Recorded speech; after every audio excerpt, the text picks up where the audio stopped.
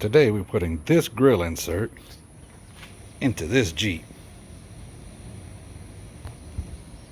Let's do it. So the first thing you have to do is pull these tabs all the way across. That way you can pull this off. Take a little screwdriver under there, pull that out. A little wiggle wiggle. There it is. Okay, so you get all of those pulled out. There's 6 of them. 1, 2, 3, 4, 5. One right here.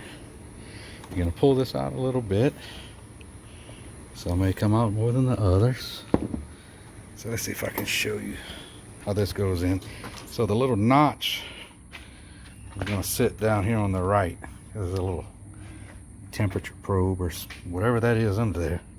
It's gonna sit just like that.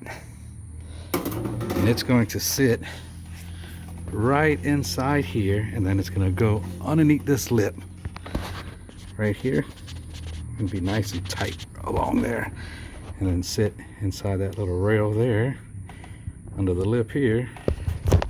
You kind of see there's a little bulge right here that it's going to sit under, and it just pops into place right there. So let's see. Probably can't do it one-handed, but we'll try. So just take that, lay that under there, sitting on that little rail, push that under, all the way across, and that's it. One grill inserted.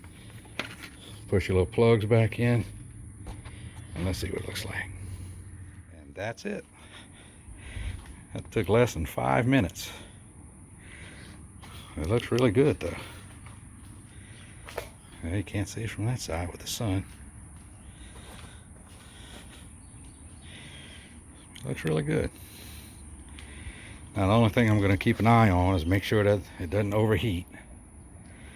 But I like the way it looks.